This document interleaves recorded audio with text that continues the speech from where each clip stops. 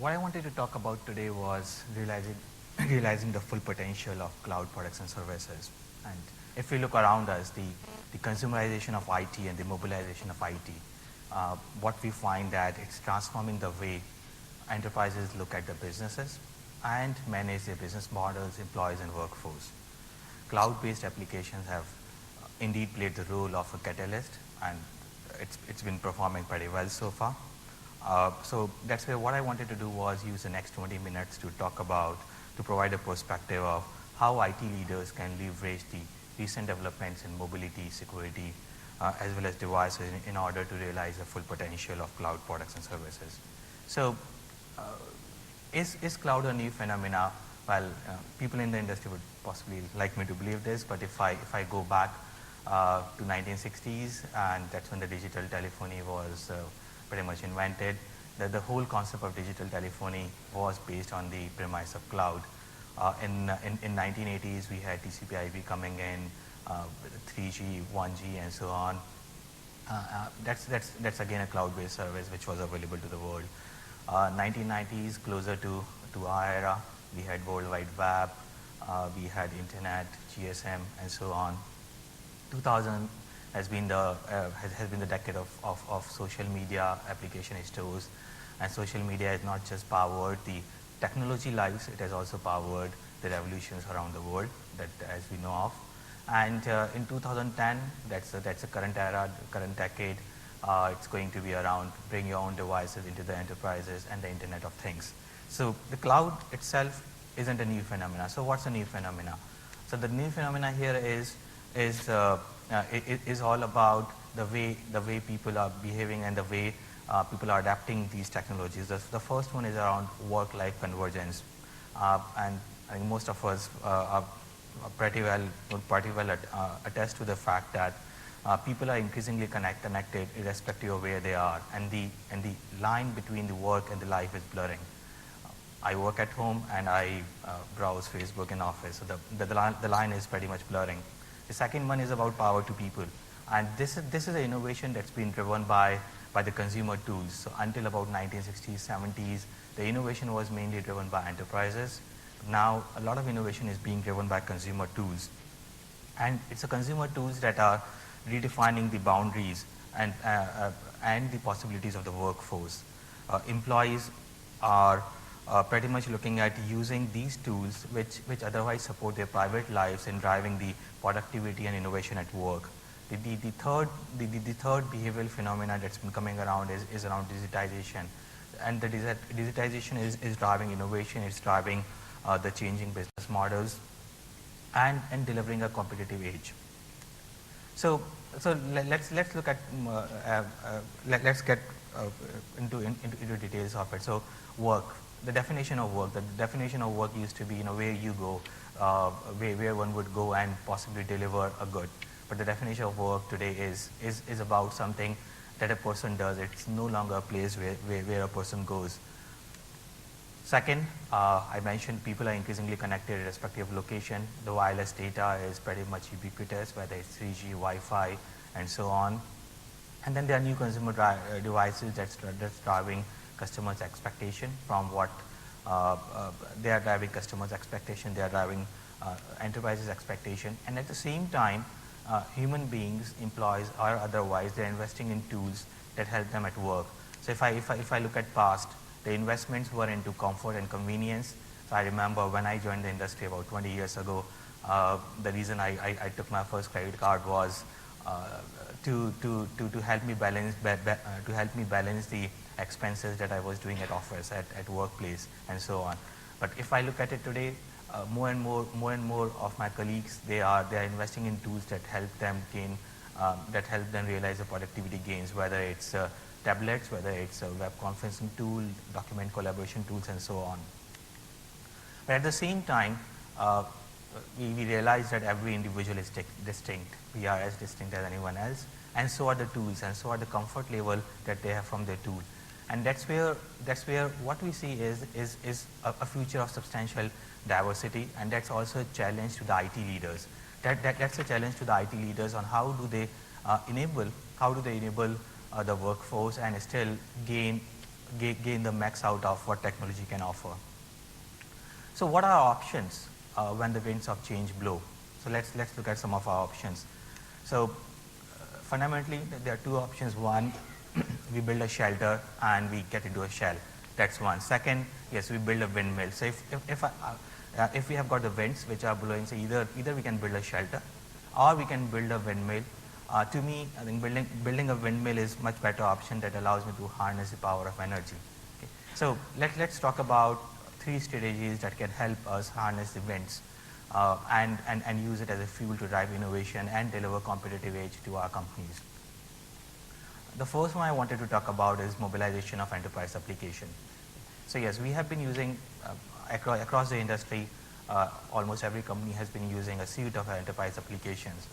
Some of them have been, most of them have been within the office premises while someone is at their laptops or desktops. Using the concept of MEAP, that's mobile application, mobile enterprise application platform, one can realize the potential of these applications onto the mobile devices and hence give the power to the employees to deliver while they are on the move. And that's something that can help IT leaders adapt to the needs of a more decentralized, remote and mobile workforce while keeping the cost of while keeping the transaction cost of the mobile workforce under limits. Second, enable the collaboration.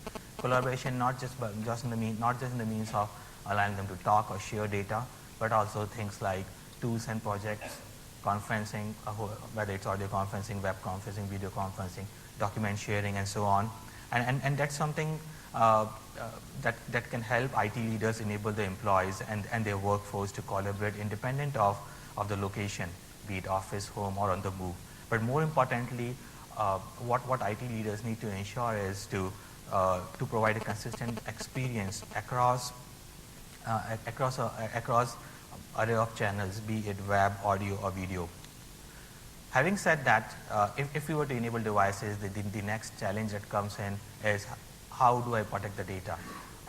Data in today's world is equivalent to banknotes or equivalent to cash. If I lose it, I do lose a lot of money, or if I lose the data to my competition, otherwise I do lose a lot of money. And that's where this concept of device manager comes into play. Something that helps you protect your devices, something that helps you wipe the data in case of a theft or a loss. So basically it helps you track and manage mobile devices for access as well as for security and theft. So let's look into future. So how do we make the best out of it? So at Vodafone we envision 3 interconnected internet. So as of now, well, there is one internet that all of us are pretty much familiar with. But then in future, what we envisage is there are going to be 3 interconnected internet, the foundation of which is being set in today's clouds. So if I look at today, if I look in present scenario, these internets are there. Okay, there is the internet of information, that's the internet as we all know it. Internet of systems or machine to machine, where there is no human interference, it's various machines talking to each other, and then internet of people, primarily things like Facebooks and LinkedIn's and so on.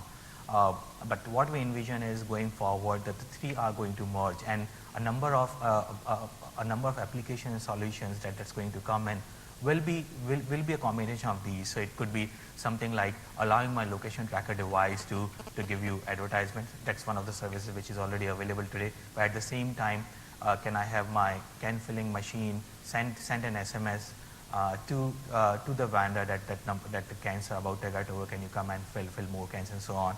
So what we envisage is these 3 internets are going to become a single internet. They are machine-to-machine platform deployments already happening in the world as well as in India, which will be the next trigger, to the world of our interconnected internet. So in essence, what happens is cloud computing can be a game changer that can help businesses meet increasing demand and greater agility. However, at the same time, as an IT leader, what we need to do, or as a technology leader, what we need to do is to move the dialogue from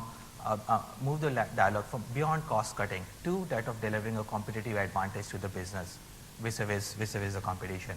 So technology is something that we shouldn't look at just something that's going to help us cut down the cost, that's going to be enabler, rather something that can help us deliver a competitive advantage. And how can we help this? So one, by using cloud, by building an infrastructure that's built and that has the ingredients of speed and agility, but at the same time kind of decoupling the devices and application, and decoupling the applications and application infrastructure. And that's where some of these new platforms that's coming into play, call it the mobile enablement platforms, application platforms, or mobile device management platforms are going to play a huge role. Something that will allow employees in the workforce to use their personal tools, to use the innovation that's been happening in the consumer world for productivity gains, for benefits at the enterprise level, and at the same time it will allow enterprises to harness the benefits that these devices provide, and the employees in the workforce build in. And that's why I thought I'll end with a very, very apt quote from Aristotle. It's all about, with regards to excellence, it's not about that we know enough, but it's about that we must try to have and use it. Thanks so much. If there are any questions, I'm happy to take it.